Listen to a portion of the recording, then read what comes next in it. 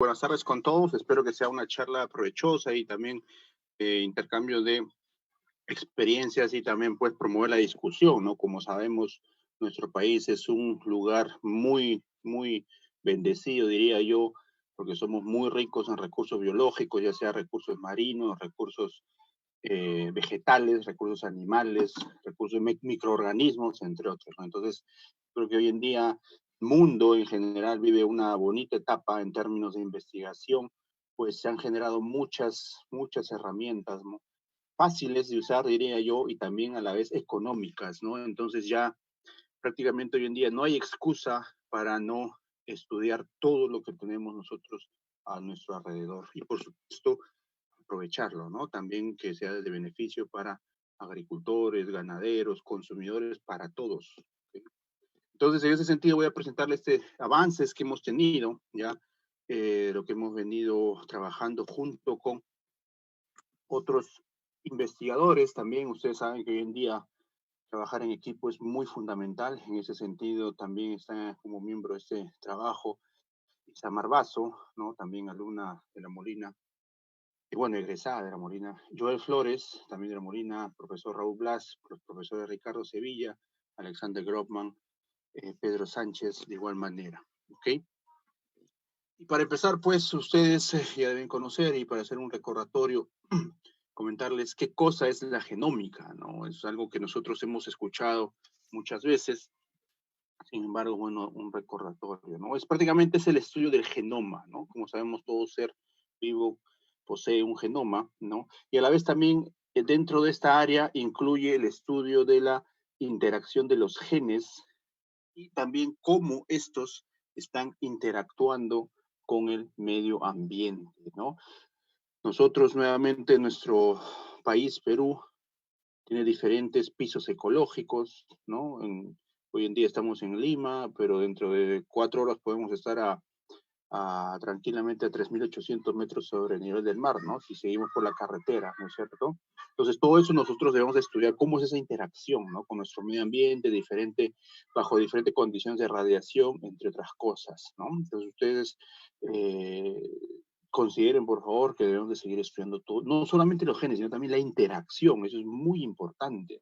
Nuevamente, teniendo en consideración de que nuestro país es no solamente multicultural, sino también múltiples climas están presentes, ¿no es cierto? Si ustedes conversan con un agricultor que cultiva palto en Cañete, ¿no? Que está a 150 kilómetros al sur de Lima, el concepto o el manejo agronómico es muy distinto de un agricultor que tiene su palto, por ejemplo, en Sayán, al norte de Lima, ¿no? Sayán está prácticamente hay sol todo el año, mientras que en Cañete, en Nuevo Imperial, el sol solamente es verano y parte de primavera, ¿no es cierto? Entonces es distinto, la cuaja de las flores, ¿no? La apertura floral, todo eso es distinto. Entonces todo eso debemos de estudiar, todavía no se ha iniciado ello, ¿no? Entonces con estas herramientas podemos profundizar todo ello.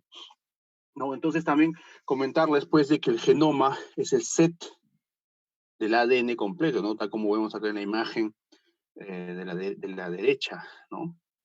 Y pues nuestro ADN es un compuesto químico, ¿no? Y contiene los nucleótidos, ¿no? Que prácticamente es el alfabeto genético, el ATCG, ¿no? Las bases que conforman nuestro ADN, ¿ok? Entonces, en el estudio del ADN se ha avanzado mucho, ¿no? Y acá hay un buen review que presenta A-Day, ya hace 6 años publicado, cómo ha venido avanzando, ¿no? Anteriormente se tenía las pruebas de paternidad, ¿no? Que en su momento fueron, pues, de gran ayuda para diferentes cosas, temas legales, etcétera, sociales, ¿no? Luego ya se dio un salto para las pruebas de compatibilidad genética, ¿no es cierto? Y luego ya se pasó a las pruebas de ancestros, ¿no? Para ver el tema de ancestros genéticos. Luego ya también en las plantas se avanzó mucho, ¿no? En el fingerprinting, ¿no es cierto? Que hoy en día se sigue empleando todavía en plantas, en otros seres vivos. Sin embargo, hoy ya, gracias a la genómica, estamos dando pasos ya cada vez más precisos, ¿no? Y si vemos en esta escala, ¿no? Hemos ido prácticamente de modo general a ya casi específico, y es hoy en día que por eso se conoce esa nueva terminología de la medicina personalizada, ¿no? Es decir, cada uno de nosotros, como tenemos nuestro DNI en nuestro bolsillo, de igual manera vamos a tener otro carnet con un chip, y en el chip va a estar guardada toda la información de las enfermedades a las que somos predispuestos, más que nada, ¿no? Entonces, cuando vayamos al médico, el médico va a analizar ya esa tarjeta, ¿no? Ya no va a ser necesario conversar con nosotros todo media hora para ver qué tenemos, ¿no? Sino simplemente analizamos la tarjeta y ahí vemos qué cosas somos más predispuestos, qué cosas es lo que vamos a sufrir de repente cuando tengamos 60, 70 años, ¿no? Entonces todo eso se va mejorando y hoy en día ya se ha dado pasos grandes al respecto y pues también esto ayuda a que nuestras autoridades tomen mejores decisiones, ¿no? Porque en base a conocer todo esto vamos a saber, por ejemplo, si la población peruana es más predispuesta de repente a tener un cáncer al colon, un cáncer al estómago, no sé, cosas así, ¿se dan cuenta? Entonces, todo esto ayuda a tener una mejor calidad de vida, ¿ok? Y bueno, como han visto, pues hoy en día hay muchas palabras que rondan en nuestro, en nuestra computadora, cuando leemos diferentes papers o cuando asistimos a charlas, ¿no? Que prácticamente se centran en todas las que vemos acá, ¿no? Informática, las variantes o los variants, los samples, muestras, Lumina, ¿no? Es una plataforma de secuenciamiento muy común hoy en día, ya desplazó a la competencia, ¿no? Pero hay otros que también se están insertando rápidamente en el mercado. Los transcriptomics, transcriptómica, genotipado, genómica, análisis, etcétera,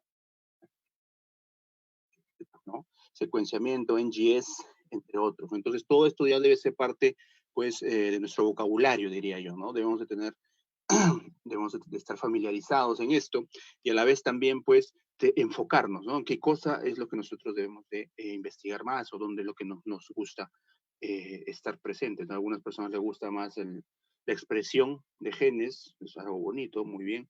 A otras personas les gusta más el genotipado, ¿no? Trabajar directamente con ADN, otros los fenotipos, etcétera, ¿no? Va a depender de cada uno, pero todo eso al final se puede englobar, ¿no?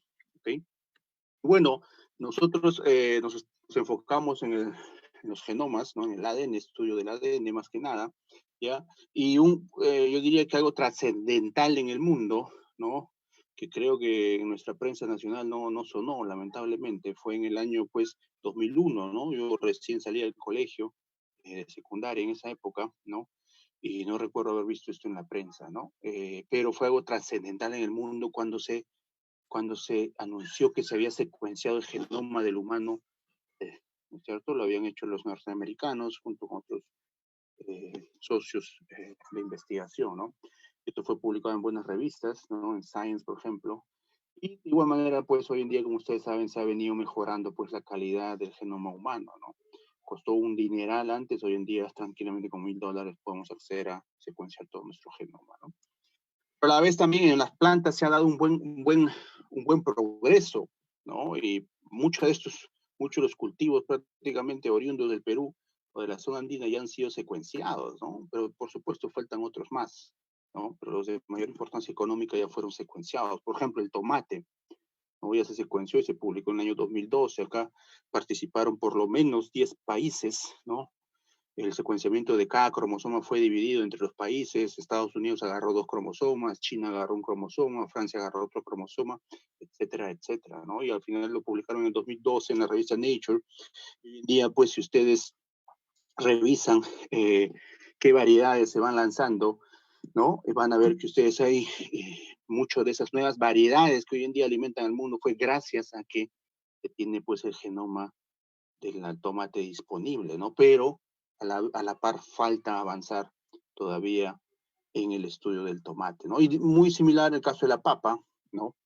También publicado en el 2011, 2012, ¿no? En la revista Nature, de igual manera, acá participó entidades peruanas, por ejemplo, el Centro Internacional de la Papa, también participó la Universidad Cayetano Heredia con sus investigadores, ¿no? Y también pues, se considera una papa en ese momento, ¿no? Que hoy en día pues facilita el tema de mejoramiento, sin embargo falta todavía estudiar más a este cultivo, ¿no? A la vez también falta secuenciar más, porque si ustedes se dan cuenta, acá se secuenció un individuo, se dan cuenta, un individuo de tomate, un individuo de papa, ¿no? Pero ustedes saben que en sí no, un individuo no representa todo lo que hay, ¿no? Entonces falta trabajar todavía en nuestros cultivos, ¿no? Pero esto fue un paso trascendental, por supuesto, algo que puso un muy buen cimiento, ¿no? Y más recientemente, pues tenemos el genoma de la quinoa, ¿no? Que lo hicieron al otro lado del mundo, ¿ya? Y bueno, realmente fue algo también muy bueno, ¿no? Ojalá que pues acá sigamos nosotros los peruanos avanzando en este cultivo, ¿ok? Bueno, y también en las frutas, ¿no? Tenemos acá la piña, también se secuenció su genoma, en el 2015 se publicó. El genoma del maíz, que es el que nosotros estamos empleando hoy en día para hacer estos estudios, ¿no? Se publicó en el año 2008, fue liderado por el profesor Pat Schnabel de la Universidad de Iowa, ¿no? Y otro grupo de investigadores también asiáticos en ese entonces, ¿no? Y bueno, fue algo muy importante, ¿no? Como ustedes saben, el maíz es uno de los cultivos más importantes a nivel mundial, en términos de volumen y en términos de economía. Eh, bueno, y fue algo un hito, ¿no? Fue un hito, pero a la vez también, si ustedes revisan la historia, van a revisarse, pues, de que en esta época, el 2008, comparado con lo que hoy día se tiene, ¿no? En los nuevos genomas de maíz, pues, fue, digamos, si bien fue bueno para el año 2008, pero hoy en día, pues, se puede obtener mayor calidad de genoma, ¿no? ¿Se dan cuenta? ¿Ya? Y a un precio reducido, ¿no? Por otro lado, también ya se secuenció en el año 2014, ya hace 6 años, el genoma del trigo, ¿no? Ya acá participaron también muchos investigadores, ¿no? Y se publicó en la revista Science. Ahora, si empezamos a revisar un poco la historia, por ejemplo, cuando se secuenció la Arabidopsis, ¿no? Que es una planta modelo, cuando se secuenció el arroz, por ejemplo, y lo comparan por ejemplo, con las últimas publicaciones de los genomas del trigo, por ejemplo, de la piña, entre otros más recientes, ¿no?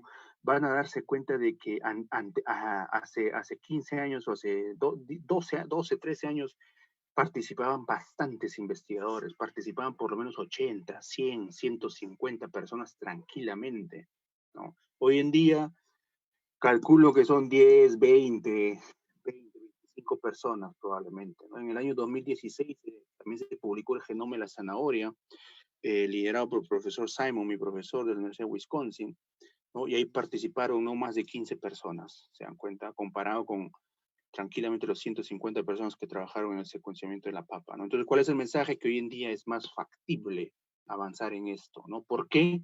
Porque se han generado algoritmos que son más amigables emplearlos. Hoy en día también existe más, digamos, más acceso, ¿no? A todas estas herramientas, ¿ok? Y de igual manera, pues los costos se han abaratado, ¿no? Entonces ya prácticamente, como les decía, con $1000 hoy en día nosotros podemos ahorrar esa plata de repente, y ya para Navidad podemos secuenciar nuestro genoma, ¿no? ¿Te das cuenta?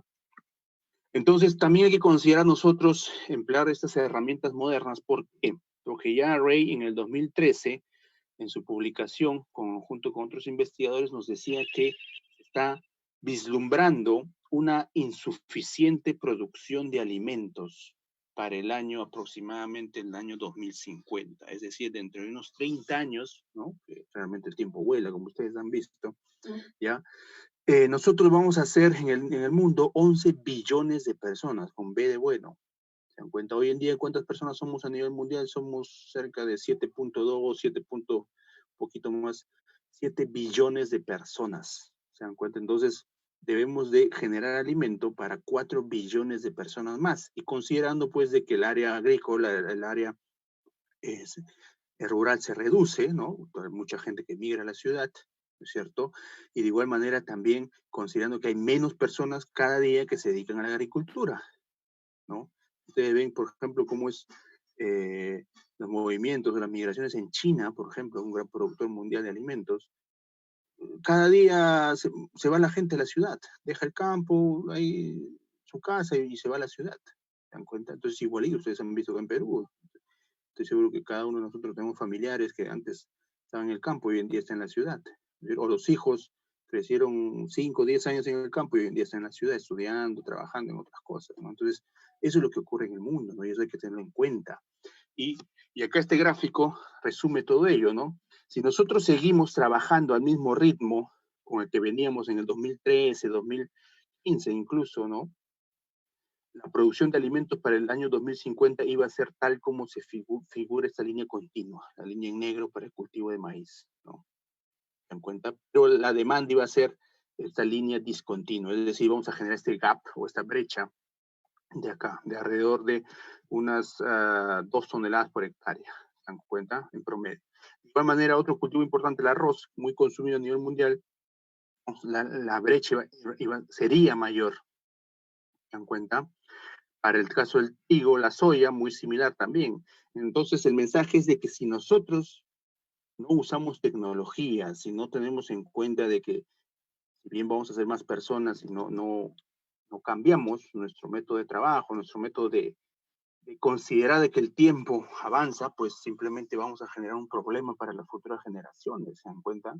Muchos de nosotros entre 30 años vamos a tener, ¿cuánto? 50, entre 50 y 60 años, ¿no es cierto? Vamos a estar todavía en este mundo y vamos a tener familiares y son los que van a padecer más. Entonces hay que tener, por favor, en cuenta qué es lo que se está vislumbrando para el futuro. Entonces, ¿cómo atacamos ese problema? Yo creo que la investigación, ¿no? El rol de toda universidad es hacer investigación, todo centro de investigación e innovación de igual manera, tiene el rol de dar una solución, plantear una solución. Entonces, para ello también ya otros investigadores han venido proponiendo las 5Gs para el mejoramiento genético del cultivo. Ahora, ¿ese problema se puede atacar desde un componente de mejoramiento genético? Claro que sí.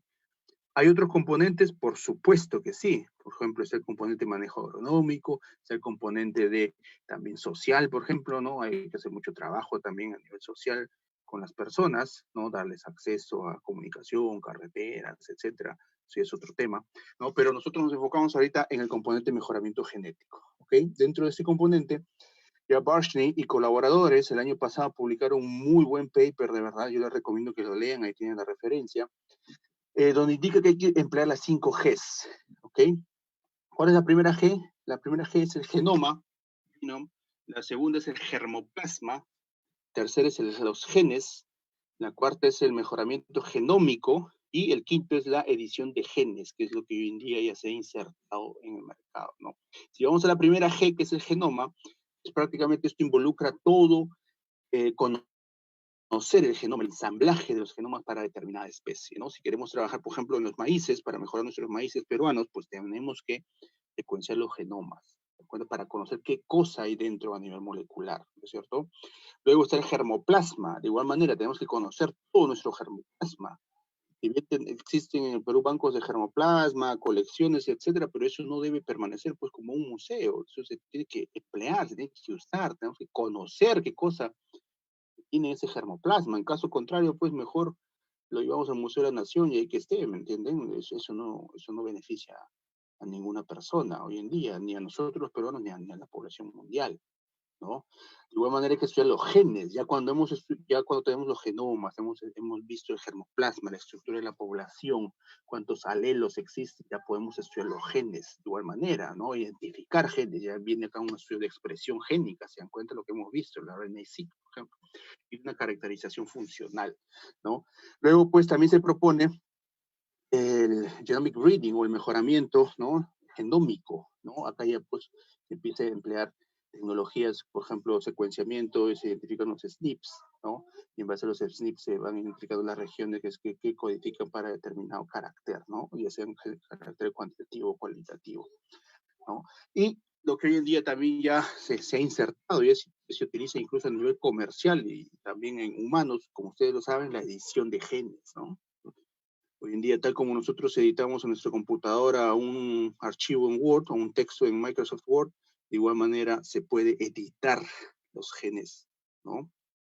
Eso ya se está adquiriendo más y más experiencia en ello, ya se trabaja nuevamente a nivel comercial, por ejemplo, ustedes han visto en China, hay compañías de que mediante esa tecnología hacen que los cerdos sean chiquitos, los mini pigs, ¿no es cierto? Y eso lo venden como mascota. Y hoy en día la gente, en vez de tener un perrito, tiene un mini pig más tranquilo, que no ladra, ¿no? De menos bulla. ¿no? Pero también chiquito, bien atractivo, ¿no? Y también eso pues se emplea a nivel, se está empleando ya a nivel de insectos, ¿no? También la Universidad de California Davis sacó un paper muy interesante también, donde propone utilizar esa tecnología para el control de insectos en la agricultura, ¿ok? Entonces, muchas cosas realmente hoy en día existen, por eso les decía que es un bonito momento realmente para estudiar plantas, organismos, animales, etcétera, ¿no? Y seguir para adelante. Tal como les venía comentando, pues ha ocurrido una dramática reducción de los costos, ¿no? En secuenciar un genoma, ¿no? El año 2001, secuenciar un genoma era, pues tenías que ser pues multimillonario para acceder a eso, ¿no? Ahí estaba, por ejemplo, Craig Venter, un multimillonario estadounidense que estuvo muy metido en este proyecto de secuenciamiento de humanos, ¿no? Y este es el monto que había que pagar, ¿se dan cuenta? Luego esto fue reduciéndose de acuerdo a la ley de Moore, ¿no? Hasta que en el mediados de 2007, aparece la empresa Roche 5454, ¿no? Con el pyrosequencing, ¿no? Para secuenciar masivamente, es decir, abarataba los costos de gran manera, ¿ya? Y empleaba otra tecnología, ya no empleaba Sanger sequencing, sino utilizaba el pyrosequencing, ¿no?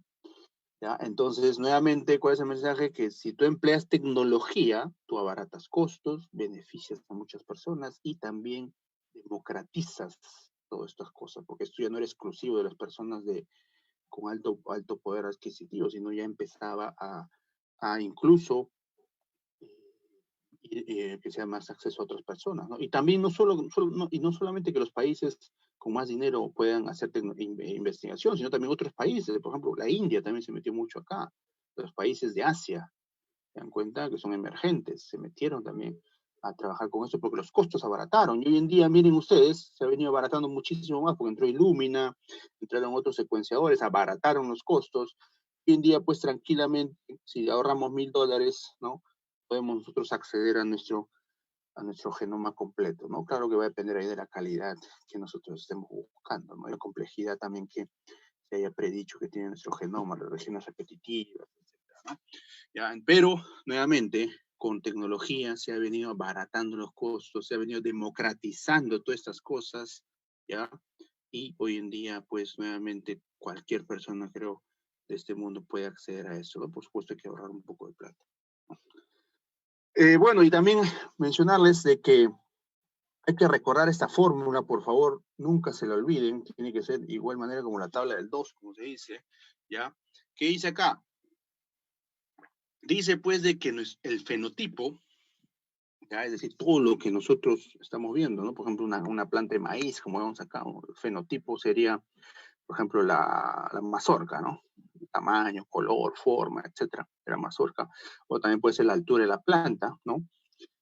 Considerando la altura de la planta, pues ese sería nuestro fenotipo. Esto es igual al genotipo, es decir, la carga genética, ¿no? Se encuentra en su genoma, ¿no? Más el medio ambiente, ¿no? Por ejemplo, si llueve, si hace sol, etcétera, si hubo buena fertilización, la interacción también a nivel de suelo, ¿no? Los microorganismos, etcétera, que es un mundo también por explorar realmente, que ahí falta avanzar demasiado todavía, ¿no? Y más la interacción de estos dos, ¿no? Más la interacción de genotipo por medio ambiente. ¿Se dan cuenta? Entonces, eso por favor que quede claro, que si bien esta fórmula parece fácil y estoy seguro que ustedes la han visto anteriormente, ya, muchas personas se equivocan cuando ya vamos a una investigación y también en términos ya de aplicación, ¿ya? Y vamos a ver unos ejemplos ahorita. ¿Por qué les digo esto? Porque cuando hablamos nosotros de diversidad genética, ¿ok? Diversidad genética, nosotros nos estamos refiriendo prácticamente al genotipo, ¿se dan cuenta? ¿No? Diversidad genética nos estamos refiriendo al genotipo. O sea, queremos ver nosotros cuántos alelos existen, cuánto es la heterocigosidad, etcétera, etcétera. Cómo está estructurado esto, entre otras cosas. Y cuando hablamos nosotros, decimos, por ejemplo, el Perú es rico en cultivares de papa, ¿no? Lo vemos en las noticias, nuestras autoridades hablan de ello, muy bien, nos sentimos orgullosos, es algo muy interesante. Pero ahí nos estamos refiriendo nosotros a la riqueza de los fenotipos de papa. ¿Se dan cuenta? Ustedes han escuchado que Perú tiene 3.000, 4.000 variedades de papas. Claro que sí, ¿no? Y nuevamente es algo muy bueno que han hecho los agricultores antiguos, pero eso se refiere al fenotipo, no se refiere al genotipo. ¿Se dan cuenta? Porque esa diversidad de papas, ¿en base a qué está? Si entendemos bien esa fórmula, las 3.000 o 4.000 variedades de papa que hoy en día están conservadas en el CIP, por ejemplo, están conservadas en otras universidades. ¿En base a qué es? Es en base a justamente eso, a genotipo, medio ambiente y la interacción de estos dos, ¿no es cierto? Pero no es de que, digamos, tenemos una diversidad genética de 4.000 variedades de papa, no, eso todavía no está probado, todavía no hay una publicación al respecto. Sería interesante ver si cada una de esas variedades de papa tiene una diferente componente molecular o diferente genoma, entre otros, que permite que sean distintos a nivel de genoma, ¿no? Pero todavía no está probado. No podemos decir de que, ok, tenemos una diversidad genética de 3.000 o 4.000 plantas, o 3.000 o 4.000 variedades de papa. No, tenemos 3.000, 4.000 variedades de papa, sí, pero ese es el fenotipo. ¿Se dan cuenta? Ok, ojalá que esté claro. De igual manera, los maíces. Nosotros se han visto, incluso hay buenos murales donde ponen los maíces, ¿no? Tenemos 52 razas de maíz, dicen los expertos que han estudiado el maíz anteriormente, está bien, pero nuevamente eso se basa en el fenotipo, al fenotipo. ¿Y qué cosa es el fenotipo? Fenotipo más medio ambiente, más la interacción del medio ambiente, ¿se dan cuenta? De igual manera, si estudiamos microorganismos, bacterias, etcétera, etcétera, si estudiamos ganado vacuno, si estudiamos serpientes, anfibios, etcétera, tengamos los conceptos claros, por favor. ¿Ya? ¿Por qué les digo nuevamente esto? Porque cuando yo he revisado tesis o también con otros alumnos hemos revisado tesis para hacer más investigación, nos hemos dado pues con esa sorpresa, ¿no? De que dicen, estudio de la diversidad genética de del camote en el Perú. Ahí simplemente te hablan de variedades, ¿no? En ningún momento te hablan de alelos, heterocigosidad, marcadores moleculares, ¿no? Entonces, por favor, eso que quede claro, ¿sí? Acá unos comentarios adicionales ya con algunas imágenes, ¿no? Por ejemplo, si nosotros también en el Perú, en la región de América Latina, la cordillera de los Andes es una zona muy rica en diversidad de especies, ¿no? Como ustedes saben, por ejemplo, la zona andina es una zona fuerte de especiación de solanáceas, donde se han generado muchas especies de solanáceas, ¿no? Por diferentes motivos, más que nada probablemente ambiental, ¿no? Por ejemplo, hablamos de diversidad de especies, podemos pues estar los felinos, acá algunos reptiles, otros tipos de organismos, especies forestales, ¿no? Insectos, individuos del mar, ¿no? Aves, entre otras cosas, ¿no? Esos son especies, ¿no? Pero acá está lo que le comentaba, ¿no? Diversidad morfológica, por ejemplo. Y acá Wizzy Bones, la profesora Lynn Boss, que estudia bastante las solanáceas en Estados Unidos, ¿no? Presenta este ejemplo, ¿no? Pueden revisar este paper, ¿no? Para que profundicen más. Por ejemplo, entre estas dos especies, ¿no? De Solanum, Solanum incanum y Solanum melongena, ¿no? Y ustedes pueden ver acá diferentes, ¿no? Morfologías que presentan estas especies, ¿no? Se dan cuenta, la flor, por ejemplo, de Solanum incanum puede ser de este color un poquito azul más claro, azul más oscuro, etcétera, etcétera. Se dan cuenta, igual el fruto, ¿no? Conforme va madurando, de repente, ¿no? Por otro lado, Solanum melongena igual, presenta variabilidad, ¿no? La variabilidad morfológica también es algo que se estudia, ¿no? Y prácticamente eso es de la morfometría, ¿no?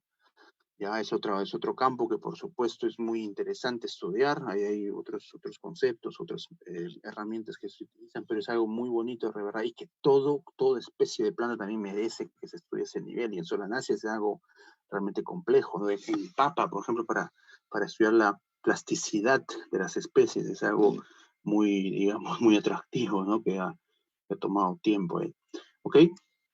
Entonces, respecto a diversidad genética, también hay, digamos, cambios que se han venido dando. Por ejemplo, si ustedes revisan este paper de 1949, creo que nadie todavía había nacido, ¿no? Los que estamos acá de repente, ¿no? Se publicó en la revista Nature, una revista, como ustedes saben, muy prestigiosa a nivel internacional, ¿no? Y bueno, acá Simpson, ¿no? Comentaba respecto a las medidas, ¿no? De diversidad, cómo medir diversidad, ¿no? Te habla del índice de diversidad, etcétera, etcétera, ¿no? Empezaban a postular o fundizar, digamos, esos conceptos, ¿no? ¿Ya? Por otro lado, ya este profesor Nevo de Israel, ¿no? De la Universidad de Haifa, ya más o menos en el año 88, 89, si no recuerdo, también empieza ya a hablar de diversidad genética en la naturaleza, ¿no? Y también incluso plantea un problema de la medición de esa, de la diversidad, ¿no? Entonces yo por favor, les sugiero que ustedes revisen estas referencias para profundizar un poco más, ¿no? ¿Ya? Y recientemente los amigos del Asia, ¿no? Publican este año, 2020, en abril de 2020, publican ya que la diversidad genética incluso se debe definir o se debe revisar a nivel de individuo. ¿Se dan cuenta? ¿Y cuál es el mensaje acá? De que esto va a cambiar, los conceptos van cambiando. Por favor, eso tengámoslo claro. No es de que vamos a utilizar hoy en día tecnología de 1960, 1970. No, eso en su época fue bueno. ¿Se dan cuenta? En su época fue bueno. Pero hoy en día estamos en 2020. Siglo XXI, estamos en una nueva década, etcétera, etcétera, donde los retos, ¿no? Donde los desafíos son distintos que en 1970, que en 1949, ¿no es cierto? Entonces, eso por favor comprendamos, valoremos también de igual manera el tiempo que invertimos para estudiar, para hacer investigación, para todo, ¿no? ¿Ya? Entonces, ya un poco enfocándonos más en el tema de maíz, pues este paper realmente, personalmente me inspiró, fue publicado en 2015, ya unos 15 años, ¿no? Pero fue muy interesante, porque acá comentaba muchas cosas respecto al maíz y fue prácticamente liderado por el profesor John Doblin, no sé si algunos han escuchado de él, es un líder en el estudio de maíz a nivel mundial de la Universidad de Wisconsin. Eh, bueno, un profesor casi ya muchos años encima de experiencia. Y acá, pues, el compañero, el alumno en ese momento, Vigor Rox, un francés, ¿no? Estudian la diversidad genética del maíz, ¿no? Y emplean microsatélites. Imaginan ustedes en el año 2004 o 2003 que empezó este estudio, emplear microsatélites de maíz. Bueno, emplearon cerca de 30 microsatélites, si no me equivoco, ¿sí? O sea, fue algo pues, impactante, ¿se dan cuenta? Para el año 2003.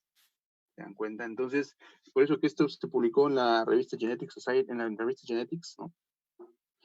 Y es un paper realmente impactante, ¿no? Porque utilizan microsatélites en una gran población de maíz y también acá hacen uso, pues, de lo que es la estructura de las poblaciones, ¿no? Entonces, este estudio inspiró mucho realmente ya a otros investigadores que decidimos continuar con el maíz. También, pues, los mexicanos que estudian a nivel de Latinoamérica, estudian bastante el maíz, ¿no? Los amigos de México. Ellos en el 2017, Bedoya publica, pues, la estructura de la poblacional de los maíces mexicanos y también la diversidad genética, ¿no? Ellos hacen uso de 194 poblaciones, 23 países de América Latina, ¿no? Y también consideran 131 variedades locales o también lo que se conoce como los land races, ¿no? Fíjense ustedes acá, emplean 28 microsatélites, ¿no? 28 microsatélites. Interesantemente, acá incluyen 14 razas peruanas de las reportadas. Ustedes pueden ver acá el gráfico que obtuvieron, ¿no? Prácticamente se observa un componente geográfico, ¿no? Maíces de Sudamérica, maíces de México, Guatemala, ¿no? Las Mesoamérica, ¿no? Y la parte también la parte del territorio norte, ¿no? De América del Sur, ¿ok? Acá también otro gráfico interesante, ¿no? Viendo las relaciones que existen entre estas muestras de maíz, ¿ok? También lo consideraron la altitud, viendo si son maíces que vienen de la parte baja, ¿no? Que crecen más cerca del nivel del mar. En la parte alta, coloreada acá en azul, y en la parte de los subtrópicos, ¿no? ¿Ya? Más que nada, yo creo que acá el componente geográfico, de altitud, guarda relación mucho, pues, con el cruzamiento también de que existe el cultivo, ¿no? Es una lógama, como saben, ¿no? Y, bueno, el componente geográfico es lo que predomina más. Bueno, acá es lo que vemos, ¿no? Diversidad genética, ¿no? Esto sí es diversidad genética, ¿no? Como les comentaba anteriormente, ¿no? Y acá ustedes pueden ver los subgrupos, los grupos que encontraron, ¿no? Prácticamente tres grupos grandes, subgrupos dentro de ellos, número de poblaciones también que listan, alelos, alelos únicos, ¿no? Esto es importantísimo, los alelos únicos que van reportando, y el análisis de diversidad genética, ¿no? Con el listado de ellos. ¿No? Ahora, ¿por qué es importante todas estas cosas? Sobre todo los alelos únicos, porque eso es algo, pues, de que ha evolucionado, pues, millones de años, ¿no es cierto? Y luego el humano ha hecho un trabajo, por supuesto, pero es algo que hoy en día se explota mucho, estas cosas, ¿no? Los alelos únicos. Ustedes, si ven el paper de Romero, alumno del profesor, de Cornell, ¿no? De Ed Buckler, de la Universidad de Cornell, ustedes ven ahí que ellos identificaron los alelos de los maíces latinoamericanos, ¿ya? Que están más que nada relacionados al tema de precocidad, ¿ya? En maíz. Yo creo que eso fue publicado en 2017 también en la revista Nature. Fue algo muy bueno. ¿Por qué? Porque ellos identifican esos alelos, ¿no? ¿Y cuál es el siguiente paso? El siguiente paso, pues, bueno, como ustedes saben, en Estados Unidos el sector público con el privado interactúan mucho. Entonces el siguiente paso es de que probablemente esta información o toda esta investigación pues sea trasladada a un programa de mejoramiento genético, ¿no? Entonces hoy en día tranquilamente si tenemos un maíz que se cultiva en 3 meses y medio, 4 meses de repente, ¿no? Más adelante vamos a tener, yo estoy seguro, un maíz de 3 meses, 3 meses y medio, tranquilamente. ¿Se dan cuenta? ¿Por qué? Porque ya se van identificando esos alelos que estaban guardados en germoplasma, en bancos de germoplasma. ¿Se dan cuenta? Por eso nuevamente es la importancia, lo que hemos visto anteriormente, de estudiar los materiales que están guardados en el banco de germoplasma, ¿no? Y emplearlos para un programa de mejoramiento genético moderno, ¿no? Entonces, en ese sentido, nosotros pues postulamos a una convocatoria del Ministerio de Agricultura y Riego, de verdad muy bueno que el gobierno invierta en investigación, yo creo que es lo mejor para salir adelante, ¿no? Y accedimos a ese financiamiento, y lo que hemos encontrado fue pues de que eh,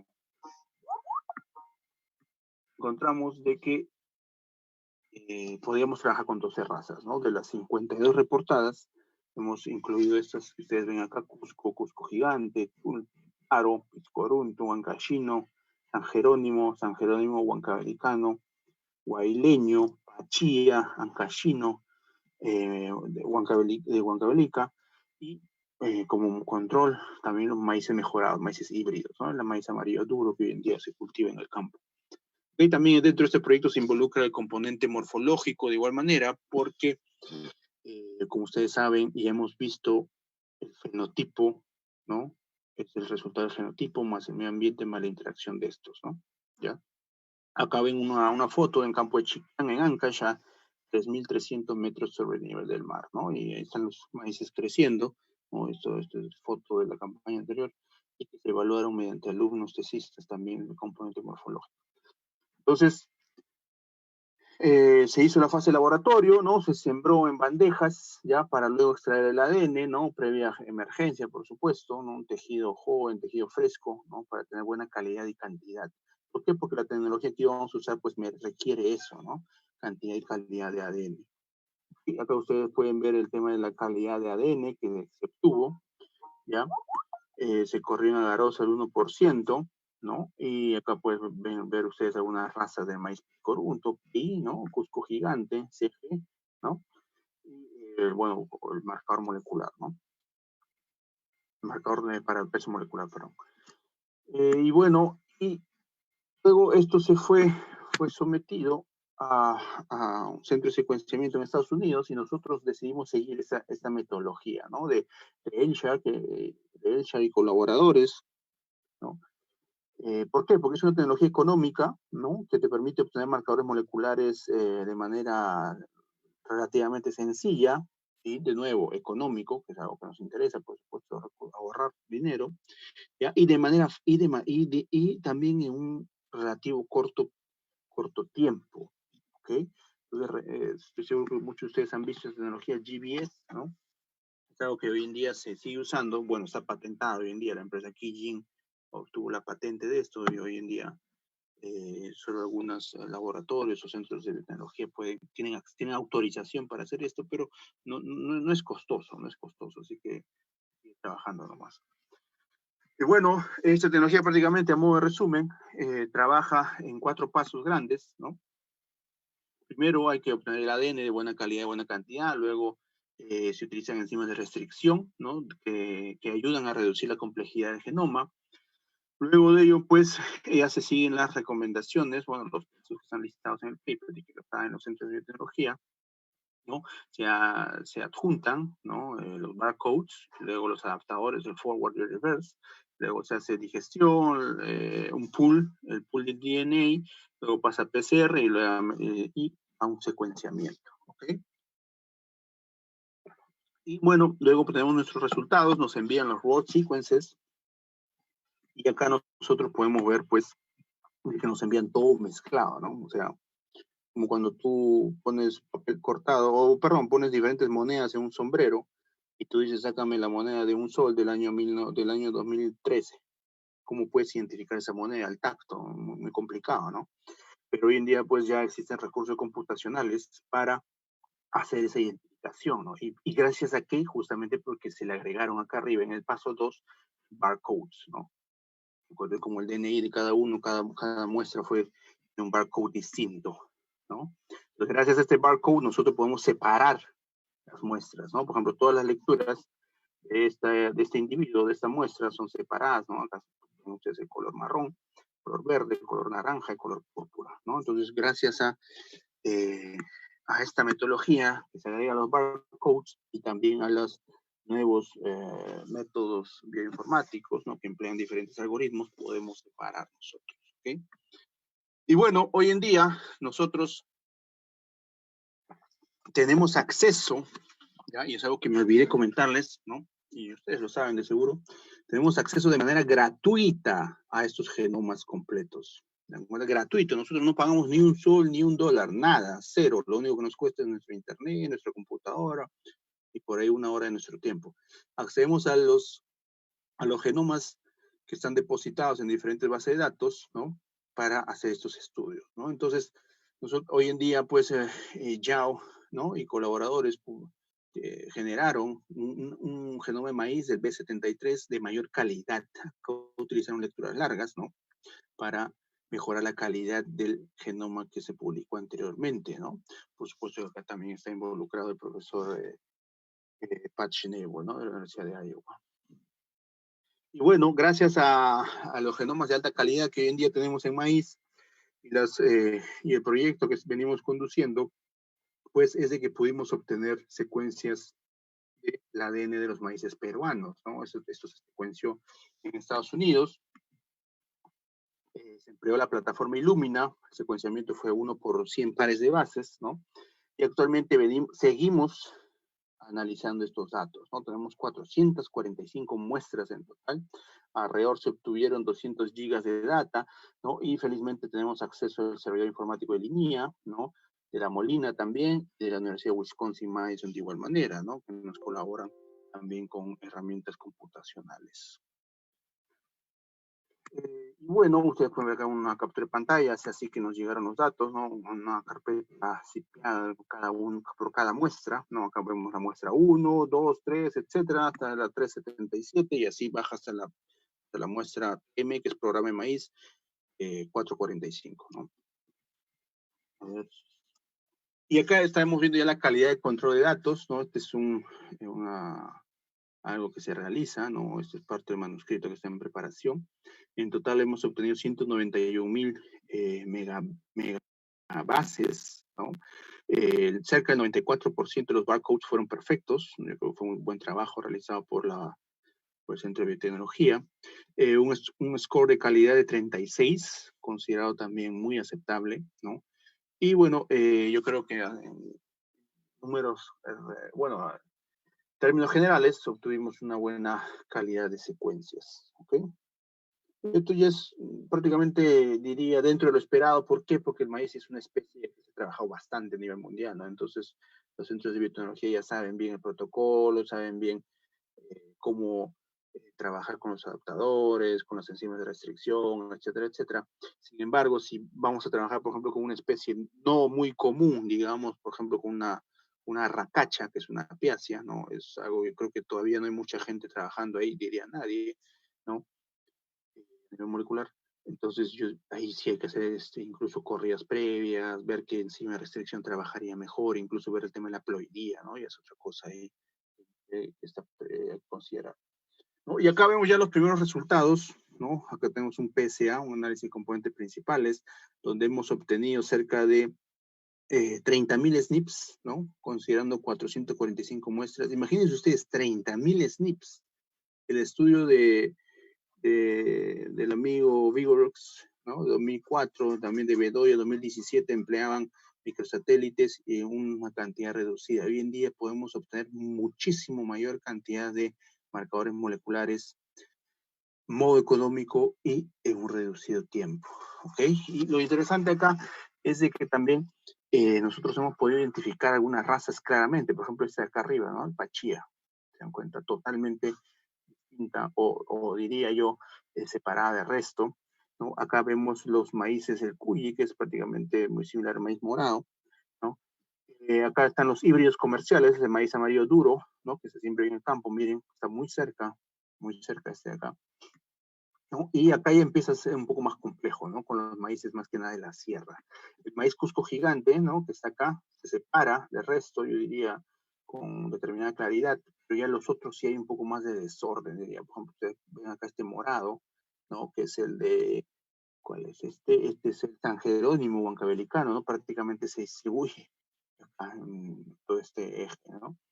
Entonces, ya, ¿qué cosa nos está diciendo este gráfico, ¿no? Que existe ligera, o yo diría una determinada dificultad para separar a nivel molecular a las razas peruanas, ¿no? ¿Se dan cuenta? Nosotros nos estamos enfocando acá netamente en el componente genético, ¿no? Lo que hemos visto en la fórmula, no se olviden, el componente genético. Entonces, a ese nivel es, es complicado separar estas muestras, ¿no? O estas accesiones, diría yo. Ahora, ¿cuál es un siguiente paso? Hay que hacer otros análisis, por supuesto que sí, o para ver si se pueden separar o no, ¿ya? Pero yo creo que va a ser un poco complicado, ¿no? ¿Ya?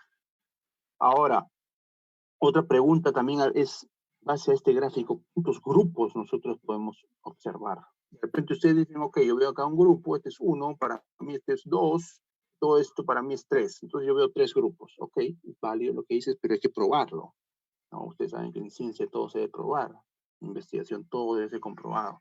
Entonces para eso hacemos otro análisis, ¿no? Siguiendo el modelo B y C, nos indica que existen, ¿no? Entre 6 y 7 grupos, ¿ya?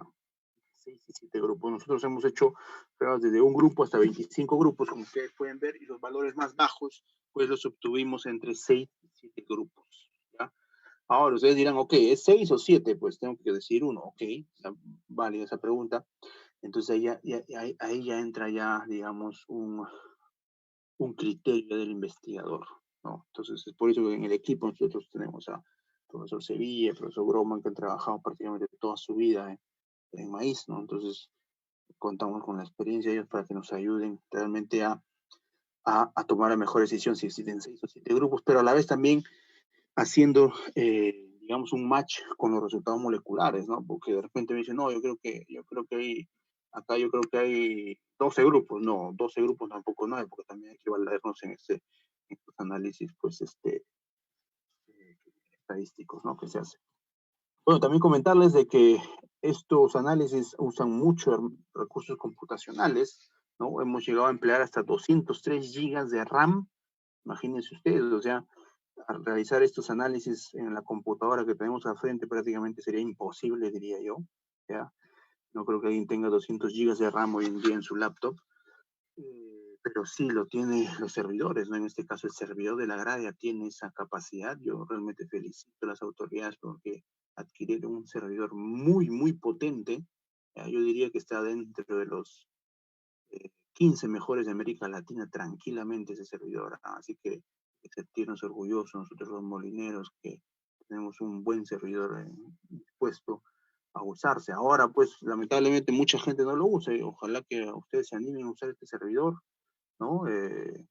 prácticamente creo que lo usan 2 personas, no más, o 3, digamos, si utilizan 5, creo que es mucho, ¿no? Pero hay que seguir haciendo investigación, entonces. Hemos empleado 100 cores, ¿no? Ustedes ven acá prácticamente todo esto lleno, hay mucho espacio vacío, entonces prácticamente como nadie está usando, nosotros nos metimos a usar de lleno, ¿no? Hacer el llamamiento de los SNPs toma alrededor de 9 horas, ya va a depender de que si le exiges más a la computadora o no. De repente uno quiere tomarse todo el fin de semana, entonces le puede estimar a que demore un poquito más, ¿no? O de repente alguien le puede exigir más y lo termina en 3 o 4 horas. Ya va a depender mucho de varios factores, ¿no? Lo que uno desee, si hay espacio, etcétera, etcétera, ¿no? Faltan detalles adicionales todavía para realizar este análisis. Ya, nosotros venimos realizando esto. Nuevamente, eso toma tiempo. Hay que elaborar las líneas de comando. Hay que revisar que todo esté bien, porque un error te puede parar todo esto. Así que hay que ser realmente muy minucioso acá, ¿no? Y yo creo que eso es algo que debemos nosotros desarrollar. Las personas que son detallistas, minuciosas, les va a ir bien en esto, pero los que todavía no son muy minuciosos o detallistas realmente se van a complicar, o incluso a veces es frustrante todas estas cosas, ¿no? Porque no encuentras el error y el algoritmo te sigue arrojando error tras error, entonces genera frustración, ¿no? Bueno, acá ya vemos un análisis ya de estructura de poblaciones, ¿no? Donde vemos un K igual a 6 y un K igual a 7, ¿no? Prácticamente estamos entre 6 o 7 poblaciones que tenemos, es decir, 6 o 7 razas que pueden ser identificadas a nivel molecular, ¿ya? Una de estas razas claramente identificadas es el Pachía, como ustedes pueden ver acá. Otra de ellas es el Cuyi, ¿ya? Otra de ellas es prácticamente el Cusco gigante, ¿ya? La raza que viene de Cusco, ¿no? Es una raza de buena importancia económica para la región Cusco y para el país, ¿no? Y también estos grupos de maíces huancavelicanos, ¿se dan cuenta? ¿Ya? Entonces, así nosotros debemos ir puliendo. Este gráfico todavía falta ordenarlo, ¿no? Pero yo creo que ya vamos teniendo una idea de que realmente tenemos de 6 a 7 razas en el Perú. Perdón, 6 a 7 razas en nuestro set de datos. ¿Okay? Falta todavía estudiar a nivel de Perú, ¿no? Y yo creo que esto es un buen comienzo, pero hay que continuar. ¿Ya? Y también otro mensaje acá es de que nosotros debemos reestudiar o reconsiderar el concepto de raza, ¿ya? Como ustedes saben, ustedes ya han llevado su curso de botánica, el término de raza no es un concepto botánico, digamos, netamente aceptado, ¿ok? Y si profundizamos más este tema, podemos llegar incluso a nivel de especie, ¿no? Pues esto es pues, un tema ya extra. Pero si revisamos el tema, ¿qué cosa es lo que se está veniendo usando hoy en día en el mundo? Y van a ver que es el componente molecular. El componente molecular se está, digamos, sobreposicionando sobre los otros criterios, ¿ya? El criterio morfológico, el criterio ecológico, etcétera, ¿no? Y eso claramente está definido y lo postula muy bien el profesor David Baum del Departamento de Botánica de Wisconsin, lo postula muy bien en su paper que publicó en 2007 en la revista Taxon. Se dan cuenta, y es muy aceptado ese concepto, ¿no? Entonces, yo estoy sugiriendo, ¿no?, a los demás investigadores continuar con ese concepto, ¿no?, que es prácticamente el concepto moderno o digamos el más empleado hoy en día, ¿ok? Sin embargo, eso no significa que el concepto morfológico, que otros conceptos no sean válidos, por supuesto que no, simplemente se está viniendo, está considerando, digamos, de manera más masiva, ¿ok? Y eso es lo bonito de la investigación, como ustedes saben, el investigador, nosotros las personas debemos estar tomando decisiones a cada instante, ¿no? Entonces, en este caso, nosotros debemos decir todas esas cosas. Bueno, hemos tenido, como lo hemos comentado, mayores análisis en curso. Este es un análisis que se está realizando ya en el servidor Daucus de la Universidad de Wisconsin, es otro servidor que nos han facilitado, porque como ustedes han visto acá, tenemos el servidor de la garra de lleno, entonces nos tenemos que ir a otro servidor para avanzar, porque si no, no vamos a acabar este año. Acá estamos haciendo un análisis de SVD, ¿ya? Para obtener el árbol filogenético, ¿ok? En 30 horas, esto avanza 40%, imagínense, ¿no? O sea, en unas 60 horas, 80 horas de repente va a terminar, ¿no? Total, ¿no? Es algo que nosotros debemos ir considerando ya el tiempo. Bueno, Ya para ir acabando, también tenemos como les comenté al inicio, tenemos otros proyectos, ¿no? Sería genial colaborar con ustedes, sumar ideas, por supuesto, armar grupos de investigación. Siempre se necesita el dinamismo de la gente joven, de la gente que quiera sacar adelante el país, nuestra universidad adelante, ¿no? Acá nosotros tenemos el proyecto de secuenciamiento del genoma completo, ¿no? El Cusco Gigante, lo cual está siendo liderado por nosotros los peruanos, ¿ya? Entonces no hay que esperar de que vengan personas de otro país a estudiar lo nuestro, no. Yo creo que no debería ser así, ¿no? Lo dejo a la discusión, por supuesto. No, y tampoco no es que yo diga que no deben de venir otras personas, a eso yo no estoy diciendo, sino que yo estoy diciendo de que el Perú debe liderar esos estudios. Por supuesto, colaborar con todo el mundo, perfecto, claro que sí, pero el Perú debe liderar. Acá en Perú hay personas muy capaces, ya, muy hábiles. Parte de esa habilidad lo han demostrado nuestros agricultores que han domesticado muchas especies de plantas y lo siguen haciendo. Y hoy en día muchos agricultores también brindan soluciones a diferentes problemas en el campo, salinidad, plagas, enfermedades, lluvias, heladas, etc. Los agricultores son personas muy hábiles y por supuesto que muchos peruanos también lo son. Entonces acá tenemos un profesor muy colaborador, el profesor Wilfredo Catalán de la UNSAC, ¿no? Él nos ayudó a colectar muestras, ¿no?, de material lo más puro posible del Cusco Gigante, ¿ya? Esto fue en Calca el año pasado, y acá está la mazorca que elegimos nosotros para enviar al laboratorio de biotecnología que se secuencie. ¿Sí? Y bueno, acá ustedes pueden ver estas plantas ya que crecieron en la Universidad de California, perdón, en la Universidad de Carolina del Norte, en Estados Unidos, donde están nuestros colaboradores de ese proyecto también, ¿ya? Y no solamente vamos a secuenciar eso, sino vamos a generar poblaciones de mapeo. ¿Para qué? Para estudiar los caracteres, para estudiar la heredabilidad, muchas otras variantes, ¿ya? Y perdón, muchas otras características de este maíz Cusco Gigante. Todavía, por ejemplo, no sabemos por qué el grano del Cusco Gigante es grande. ¿Por qué?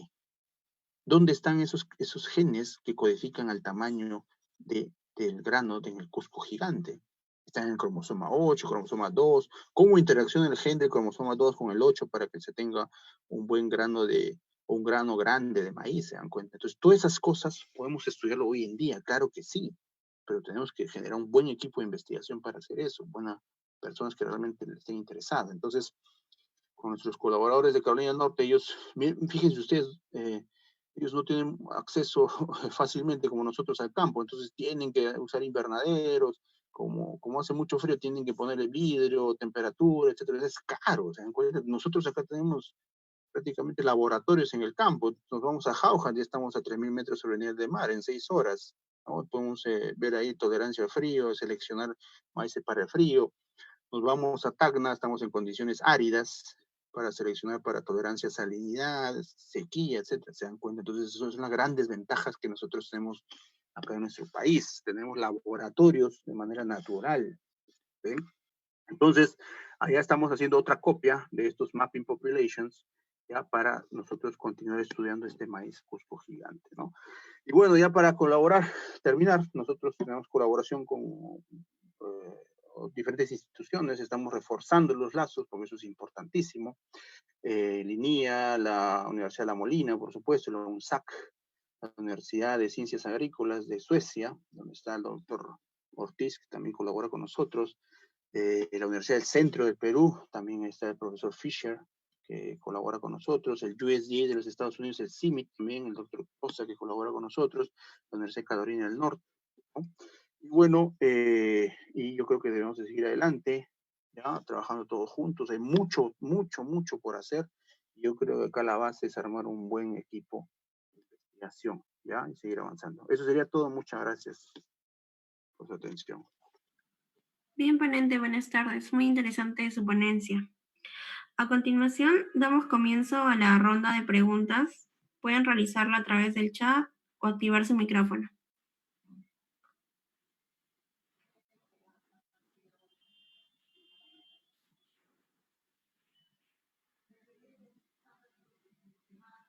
¿Está claro todo?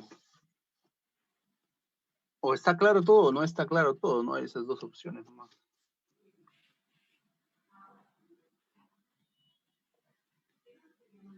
De repente ustedes pueden comentar en qué especies trabajan, ¿no? ¿Qué cultivos, qué organismos?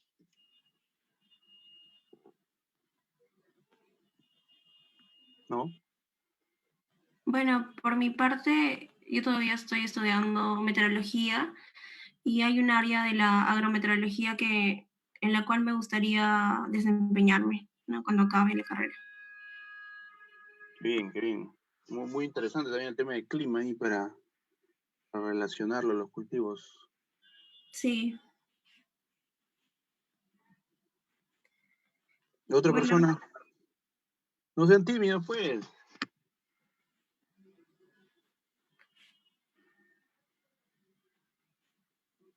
Nadie trabaja con plantas, arabidopsis, bacterias fijadoras de nitrógeno, algo. Ingeniero, buenas tardes. Mi nombre es ¿Qué Jim tal? Buenas. Palomino. Quisiera hacer una pregunta. Es con respecto originar doble homocigosis. Ajá. Ya. Eh, ¿Podría explicar, tal vez explicar un poco sobre eso, sino que estoy dando fitomejoramiento en la universidad y no entendí muy bien, ¿no? Dijo que era para reducir el tiempo, pero no era para tener más variedades. ¿Podría explicar algo de eso, tal vez? Claro, la homocigosidad va a depender con el fin, ¿no? Por ejemplo, para el tema de secuenciamientos, es algo muy necesario. ¿Por qué? Porque si tú tienes un individuo que es diploide, ¿no? Significa diploide, que tiene dos juegos de su cromosoma, ¿no es cierto? ¿Ya? Entonces tú lo que quieres es de que estos juegos sean lo más similar posible entre ellos, ¿ya? ¿A qué? Justamente para hacer estos secuenciamientos completos, genoma, ¿no? Y puedes tener una alta calidad de genoma. ¿Por qué? Porque si tú no obtienes de que estos dos juegos sean iguales, la lectura, ¿no? O el secuenciador no va a saber qué cosa es. ¿Es adenina o es timina? ¿Es citosina o es guanina? ¿Qué cosa es? No va a saber, ¿te das cuenta? Pero si en un alelo es adenina y el otro alelo también es adenina, entonces va a decir, entonces acá el genoma es A. El siguiente, me paso al siguiente par a la base nitrogenada. ¿Es citosina o es guanina? Va a decir, acá hay C y G, ¿qué cosa hago? Pucha, estoy en duda, ¿te das cuenta? Entonces, por eso es que se quiere obtener homocigosidad, ¿ya? Eso es para temas de secuenciamiento de genomas. Ahora, para el tema de mejoramiento, tú quieres obtener homocigosidad, ¿para qué? Para que justamente cuando hagas cruzamientos ya en el método tradicional no genere mucho, digamos, ¿cómo se llama esto? Genere lo que es las segregaciones, ¿ya? Segregaciones, por ejemplo. ¿No? Entonces, las aplicaciones son varias, ¿no? Pero hay que entender muy bien el tema de dónde viene la homocigosidad, ¿no?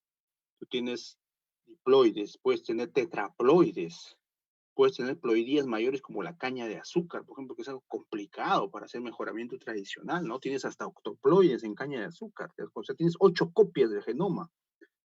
O sea, si tienes 8 copias, tienes 8 posiciones, ¿no? Porque puedes, digamos, obtener o tienes 8 posiciones que tú quieres hacer que todos sean iguales, perdón, tienes 8 copias donde en una posición quieres que todos sean iguales, entonces las probabilidades aumentan, pues, ¿te das cuenta? Es como vas prácticamente, y si quieres que todo el genoma tenga homocigosidad, es como jugarte la tinga, ¿no? Tienes que hacer diferentes cosas ahí, ¿no? Es algo realmente interesante todo ello. Ahora, ¿cómo llegas a la homocigosidad? Puedes hacer selfings, autocruzas, por ejemplo, ¿no? En el tomate, por ejemplo, es más fácil hacer selfings, ¿no? ¿Te das cuenta? Pero en el maíz, que es una lógama, ya empieza a cambiar todo ello. En las cucurbitáceas, ¿no? Que unas plantas tienen flor hembra y la otra planta tiene flor macho solamente. Entonces, ¿qué tienes que hacer? Es más complicado todavía, ¿no? ¿Te das cuenta? Entonces, va a depender mucho del cultivo que estás estudiando, de la ploidía que tengas, y todo ello. E incluso si hay autoincompatibilidad también. En el maíz hay autoincompatibilidad.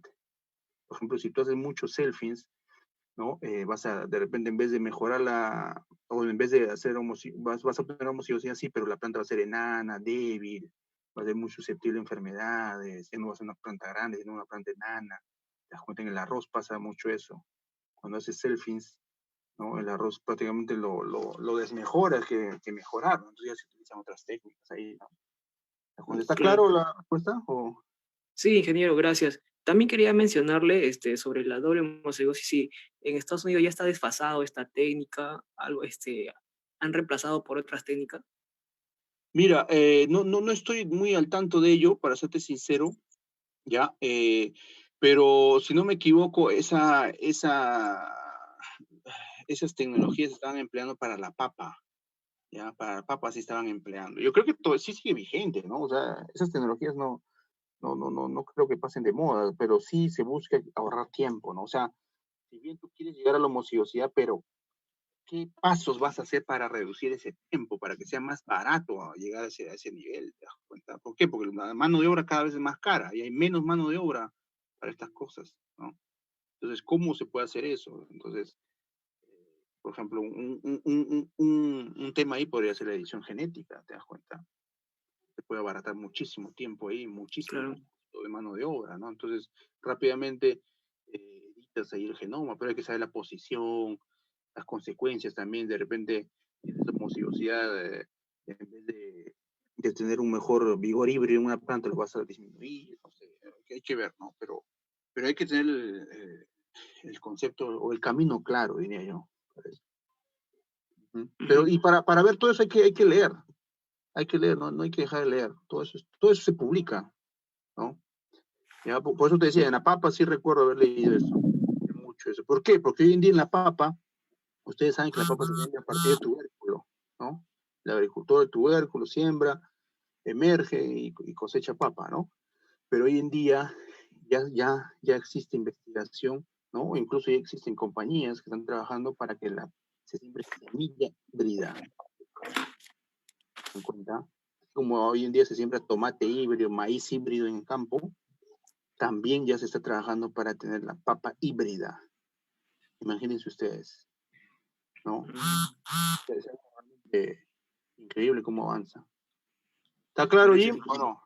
Sí, ingeniero, muchas gracias. Tenía otra No, de nada. pregunta, pero creo que hay otra pregunta más. Tal vez lo pueda decirlo después Acá de... dice Mónica, dice, estoy estudiando biología, me llama la atención la biotecnología agrícola, qué bien, Mónica, te felicito, lo cual puede involucrar el mejoramiento genético de las plantas de cultivos. ¿Qué futuro piensa que puede tener esta área? El futuro realmente no existe límites, Mónica, y también demás compañeros, no existen límites para esta rama. Más bien, como hemos visto acá en el gráfico de Ray, ¿no?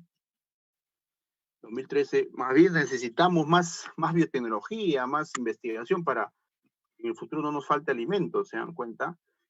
Y también acá en este otro gráfico, resumen que nos menciona Bashni, hemos visto todo lo que se necesita avanzar, Mónica. Entonces, el futuro yo creo que es ilimitado hoy en día. Ya, más bien, hay que seguir trabajando en ello. Y también consideren, por favor, de que de todas las plantas que existen a nivel mundial, ¿saben cuántas alimentan al hombre? No, es menos del 2%. Menos del 2% de plantas que existen en el mundo alimentan al hombre hoy en día. Entonces, ¿cuánto falta estudiar? Imagínense ustedes, muchísimo. Frutas, hortalizas, cereales, etcétera, etcétera. ¿Se dan cuenta? Entonces, ustedes van a darse cuenta ahí que hay un sinnúmero de cosas por estudiar. Imagínense ustedes a las raíces tuberosas andinas, por ejemplo, que tenemos en la zona andina, en la zona de Perú, Ecuador, Colombia. La racacha, por ejemplo. ¿Se dan cuenta? Ahora, como ustedes saben, hay mucha población de amigos venezolanos que están en el Perú, ellos tienen otra dieta. Ellos consumen, por ejemplo, si no me equivoco, consumen la racacha. Ellos lo llaman de otro nombre, no me equivoco. Pero ellos consumen la racacha, ¿se dan cuenta? Y nosotros tenemos la racacha acá. En Perú se siembra como 3.000, 4.000 hectáreas, un poquito más, 4.000 hectáreas de racacha, pero nadie lo estudia. La agricultura es su suerte ahí. Lo que pasa si decidimos estudiar las raíces y tuberosas andinas ya desde un componente molecular fuerte, ¿no? Entonces, todo eso cambiaría, ¿no? Consumiríamos, ya no consumiríamos netamente papa, camote, todo el rato, ya tendríamos una variante que es la racacha, ¿se dan cuenta? Y está acá en el Perú, muy poca gente lo consume. Igual el loyuco, la mashua, muchos otros tubérculos, raíces y tuberosas andinas, ¿no? La jipa, ¿no? Entonces, Mónica, más bien necesitamos más investigadores, más alumnos, hacer más fuerza ahí, ¿no? Así que el futuro es ilimitado, Mónica. Ojalá que sigas estudiando eso. Alexis nos pregunta, buenas tardes, saludos desde Ecuador. Ah, qué bien, Ecuador, bonito. ¿Cuánto piensa que se tardaría en determinar cuántas especies diferentes de maíz se tienen en todo el Perú?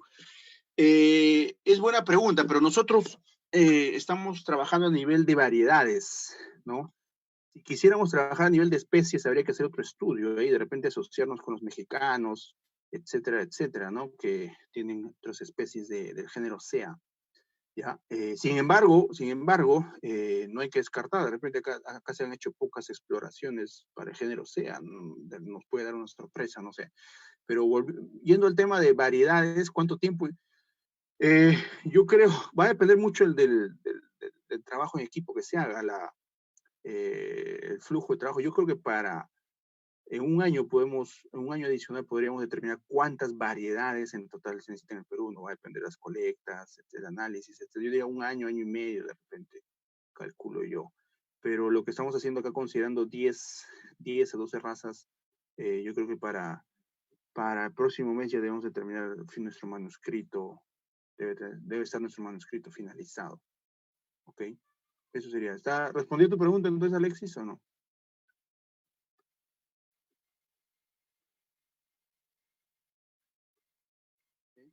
Gracias. Gracias a ustedes. ¿Alguna otra pregunta? ¿Alguien que trabaje en otro cultivo? ¿Bacterias, virus? ¿No? ¿De qué ciclo son ustedes? ¿Están por acabar? ¿Les gustan las plantas? ¿No les gustan las plantas? ¿Nada? Yo estoy en 9º ciclo, ingeniero. Ah, qué bien. Por acabar. Ah, qué bien, qué bien. 8º. Wow, rápido, ¿no? ¿Sabes por qué? Yo les hago preguntas porque así ya me acostumbré. Yo era tímido como ustedes, ¿ah? Era de repente más tímido, incluso sudaba. Pucha, a veces se me apagaba la voz. Pero yo luego cuando fui a Estados Unidos me di cuenta que si no hablas prácticamente te llevan encima, ¿no? Entonces, sobre todo cuando haces un posgrado, ¿no? Tienes que estar discutiendo, conversando, intercambiando ideas. Entonces es muy importante todo ello, de verdad, ¿no? Entonces yo les sugiero a ustedes que, que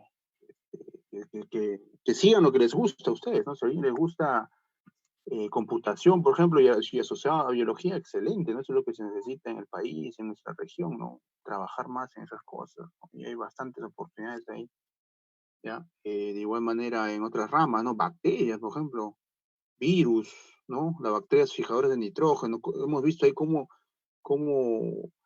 la interacción de microorganismos en el suelo con las raíces de la planta también es algo inexplorado hoy en día. No sé si ustedes, de repente alguno de ustedes es arequipeño, no sé, pero yo cuando visité a mis amigos de Arequipa, me llevaron a una zona que se llama el Cural, ¿no? Que es prácticamente la entrada de Arequipa, y ahí se siembra una cebolla, y esta cebolla se siembra, ya me han contado, durante los últimos 60, 70 años, y siempre da bien, es una cebolla grande, ¿ya? Que se siembra más o menos 1.000.000 de plantas por hectárea, es abundante en la población de plantas que se utiliza.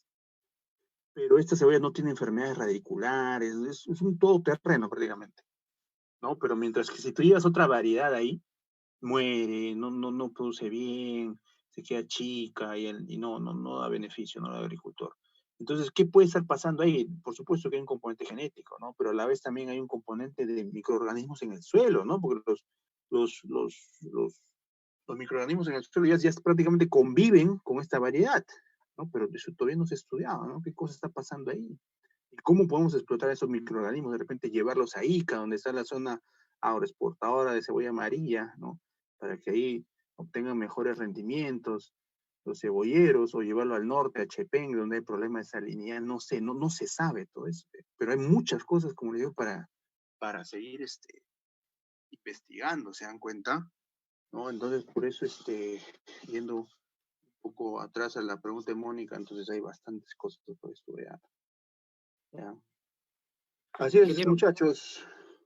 ¿Qué más? ingeniero, tengo una pregunta. Adelante.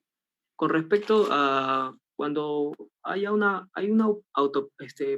autopolinización, por ejemplo, Ya. sembrar siempre la misma variedad para un campo, va a llegar un momento donde se pierde el rendimiento, ¿verdad? Entonces el rendimiento va a bajar, pero yo Sí. estaba pensando de que si se autopolinizan, habría tal vez con el tiempo desaparezcan también algunas variedades. Autopolinizar las variedades, o sea, cuando nosotros autopolinizamos, más bien estamos tratando de aumentar, va a aumentar la homoceosidad, ¿no? Ahora, para que desaparezca una variedad, más que nada es por, creo yo, o lo que he visto es por el tema de que la gente no consume. ¿Se dan cuenta? No, si la gente no consume, entonces el agricultor no siembra. No es rentable para un agricultor. Nadie come su producto, entonces no vende, no va al mercado, no tiene plata para mandar a sus hijos a la escuela, para comprarse una casa nueva, no tiene. Entonces deja de sembrar eso y punto. ¿Se dan cuenta? ¿No? Pero ahora, eso es desde el punto de vista comercial, pero desde el punto de vista, digamos, de cruzamientos, no, para hacer autopolinización no va a desaparecer, porque tú estás, simplemente estás haciendo rearreglos en la composición genética de un individuo, ¿te das cuenta? ¿No? Claro, para ordenar un poco de la pregunta, es que el agricultor, para que siga teniendo la misma cantidad de rendimiento, o sea, va a tener que comprar semillas, ¿verdad? Ujú. Compra una variedad, siembra ya el primer año, luego cada vez si sigue sembrando la misma, misma variedad y no hace tal vez un cruzamiento con otro, o sea, va a bajar rendimiento, sí, ¿verdad? Ah, Entonces eso yo, sí. ¿Y por qué? Porque cuando tú siembras un híbrido, por ejemplo, tú siembras un maíz híbrido y tú haces, lo que se conoce como entresacas la semilla o usas la semilla para el siguiente ciclo, ¿no? Por ejemplo, yo soy un agricultor. Le he comprado a Pioneer, le he comprado un saco de maíz híbrido, lo he sembrado en mi campo, tengo 2 hectáreas de maíz, y yo digo, bueno, no quiero comprarle a Pioneer, pues me quiero ahorrar ese costo, ¿no? Y yo voy a sacar de la mazorca, voy a sacar la semilla y lo siembro, ¿no es cierto? Ese es el panorama, ¿no? Entonces, ¿qué hago? Si agarro la mazorca, siembro mi siguiente campaña, ¿y qué va a pasar? Ya no voy a obtener de repente los maíces de la misma altura, que eran 2 metros, 2,20 metros. Va a haber maíces de 2,20 metros, va a haber otro maíz de 1,50 metros, va a haber un maíz de 1,80 metros, de 1 metro, otro de 2,10 metros. Va a ser, un campo va a ser desuniforme. ¿Se dan cuenta? ¿Por qué? No es porque la empresa haya hecho algo mal, o sean unos vivos, o el vendedor fue malo, me tiene bronca. No, fue simplemente, como ustedes saben, es por el tema biológico, ¿no? Un híbrido, cuando se cruza o se entresaca la semilla, va a empezar a, a degenerarse, ¿ya? Va a empezar a degenerarse. ¿Por qué? Porque los individuos que claro, tú estás comprando para la siguiente campaña ya no tienen la misma composición genética. Entonces, si vamos a esta fórmula, la que hemos visto, si vamos a esta fórmula, por eso le digo, esta fórmula es importantísima. Si vamos a esta fórmula, vamos a ver que el genotipo cambió, es el mismo. Cuenta. A mi siguiente campaña el genotipo ya no es el mismo. Por ende, más el medio ambiente nuevo, más la interacción nueva, mi fenotipo va a ser, no va a ser lo mismo que en la anterior. ¿Dan cuenta? Por eso le digo, esta fórmula es crucial para los que quieren trabajar en campo o incluso en laboratorio, ¿no? Con bacterias, etc. Esta cosa es crucial, la fórmula. Entonces, mi componente genético ya está cambiando. Entonces, por ende, también va a cambiar mi componente fenotípico, ¿no? ¿Se dan cuenta? Esa es la situación. Ahora, ¿qué cosa es lo que hacen las empresas? Simplemente explotan lo que existe en la naturaleza, nada más. Ellos ya han estudiado todo eso. Entonces, como ya tienen su grupo grande de investigación, ya tienen investigadores a todo el mundo, en todo el mundo. Por ejemplo, Monsanto invierte cada día, creo que invierte como $200 millones cada día en investigación, ¿se dan cuenta? Creo que el 3% de sus ingresos anuales lo invierte en investigación, ¿no? Es altísimo. Entonces, por eso ellos han estudiado todo esto y ellos simplemente lo que hay en la naturaleza lo usan. Yo estoy seguro de que si alguien llega a dominar este tema de interacción bacterias, raíces, suelo, clima, lo vende a una empresa, se lo compra y se hace millonario. Simplemente porque estás estudiando lo que está en la naturaleza, nada más. Igualito es la edición genética, eso está en la naturaleza. Los japoneses lo encontraron en el año 87. Lo publicaron en el 87, pero ya siguieron los estadounidenses, los europeos, siguieron estudiando eso y hoy en día le han vendido toda esa tecnología, la han vendido a las empresas y las empresas ya ganan su plata, contratan profesionales, más investigación y siguen avanzando. Entonces, ¿Cuál es el mensaje? El mensaje no es de que hay que tenerle miedo a estas cosas, no, más bien hay que utilizar todas estas cosas. Ya está en la naturaleza, Claro. ya existe, simplemente hay que estudiarlo y lo usamos, nada más. Ingeniero, yo me preguntaba, ¿no? Dije, entonces si tiene que comprar más semillas es porque si es que no se cultiva, se pierde, ¿verdad? Entonces, mi duda era, entonces, si es que no se siembra estas variedades, nativas, ¿tiene la tendencia a que desaparezca? Por La variedad ejemplo, nativa, claro, la variedad nativa es otro claro. tema, perdón, ¿sabes por qué? Porque eso no son híbridos, eso tiene diferente composición genética, acá, nuevamente la forma, que son homocigotas, son heterocigotas, etcétera, ¿te das cuenta? Tienen diferente composición. Entonces, ¿qué significa eso? De que no sabemos cómo es realmente la interacción, el medio ambiente, cómo va a trabajar, pues el fenotipo, cuando vemos, por ejemplo, un maíz amiláceo en la sierra, ¿no? Vamos a ver que el campo del agricultor es desuniforme, ¿no? Algunas mazorcas son más grandes, otras menos grandes, etcétera. ¿Por qué? Porque su composición genética es desuniforme, sí. Entonces, ¿cómo le podemos ayudar nosotros que estamos en la universidad, en el Estado? Simplemente tratando de uniformizar su componente genético. Entonces, si uniformizamos el componente genético, ya el agricultor va a ser de gran ayuda al agricultor porque vamos a disminuir acá. ¿No? Pero alguna gente dice, creo que ahí Gastón Acurio, toda esa gente la conoce, vamos a destruir la biodiversidad, pero Entonces, la diversidad. eso no tiene nada que ver con la biodiversidad, simplemente se le está ayudando al agricultor, no tiene nada que ver. ¿Se dan cuenta? Por eso les digo, cuando alguien les diga vamos a reducir la biodiversidad, ustedes enseñan esta fórmula está validada, es la fórmula de la naturaleza, esta fórmula no la inventó el hombre, no la inventé yo, no la inventó Méndez, no la inventó Entiendo. Fischer. ¿Se dan cuenta? Esta es la fórmula de la naturaleza. ¿Se dan cuenta? Ustedes saben, ¿no? El dogma de la biología, ¿no es cierto? Entonces, de igual manera esta fórmula, por favor, ténganla muy presente siempre. Ya sea que trabajen con bacterias, con animales, con plantas, con pescados, etcétera. Esa fórmula es la que prevalece. ¿Ok? Damos por concluida la ronda de preguntas. Se les agradece a los que la formularon. Ingeniero, ¿le gustaría dar algunas palabras? Bueno, más que nada agradecerle a ustedes, ¿no? Por la invitación, por el espacio para interactuar entre nosotros. ¿Ya? Yo creo que hay que seguir trabajando en conjunto, eso es algo muy importante y también pues los animo a que sigan estudiando, ya es muy bonito la carrera de ciencia de las plantas, biología, etcétera, ¿ya? Y sigan adelante, cualquier cosa estoy con gusto para apoyar en lo que se pueda.